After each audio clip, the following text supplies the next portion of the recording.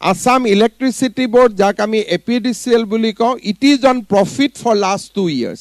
সেইকাৰণে এই বছৰ আমি ইলেক্ট্ৰিচিটি মাচুল হ্ৰাস কৰিব পৰা অৱস্থালৈকে আহিম উইদাউট ফ্ৰীবি। আমি আন ৰাজ্যৰ মডেলবিলাক আমি কপি নকৰি উইথ এফিচিয়েণ্ট এডমিনিষ্ট্ৰেশ্যন আমি যোৱা 2 বছৰত we made a profit of total 600 crores আৰু এই বছৰ আমি এই 600 কোটি টকা ইলেক্ট্ৰিচিটিৰ দাম হ্ৰাস কৰি আমি ৰাইজক উভতাই দিম। বহুত সময়ত কয় যে লাভ কৰি ৰাইজৰ কি লাভ হ'ব? ৰাইজৰ লোৱাৰ ইলেক্ট্ৰিচিটি টেৰিফ এইবাৰ আমি বহাগ বিহুৰ পৰা আৰম্ভ কৰিম লাহে লাহে ইলেক্ট্ৰিচিটিৰ দাম কমোৱা 50 পইচাৰ পৰা 1.5 টকা আমি লোৱাৰ মিডল ক্লাছ যোনে অন্তত 150 মেগাৱাটলৈকে 150 ইউনিট খৰচ কৰে তেওঁলোকৰ বাবে এই বছৰ আমি 1.5 টকা মাচুল হ্ৰাস কৰাৰ আমি এটা লক্ষ্য বান্ধিছো।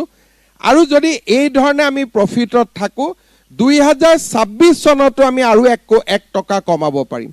Then Assam tariff will be very very comparable হৈ যাব with the other state. এই বছৰ আমি ভূটানত যাওঁতে ভূটানৰ চৰকাৰৰ লগত আমি আলোচনা কৰিছো। অৰুণাচল চৰকাৰৰ লগতো আমাৰ আলোচনা চলি আছে। অৰুণাচল আৰু ভূটানত 500 মেগাৱাটছৰ দুটা হাইডেল প্ৰজেক্ট অসম চৰকাৰে উৎপন্ন কৰাৰ বাবে it will be own by Assam government. আৰু আসাম গভৰ্ণমেণ্টত অসমত যিহেতু হাইডেল পাৱাৰৰ বৰ্তমান কোনো স্কোপ নাই, কপিলি এই বছৰত আমি ইনগ্ৰেট কৰিম, তাৰ পিছত অসমত জলবিদ্যুৎ প্ৰকল্প নাথাকিব। সেইকাৰণে আমি ভাৰত আৰু ভূটানত ৰাজ্য চৰকাৰৰ ইলেক্ট্ৰিচিটি বোৰ্ডে দুটা জলবিদ্যুৎ প্ৰকল্প নিৰ্মাণৰ দিশত আমি আগবাঢ়িছো। 100% electricity will come back to Assam. সেই ধৰণে আমি এটা নতুন বিকল্প গ্ৰীণ পাৱাৰৰ ক্ষেত্ৰত আমি আগবাঢ়িছো।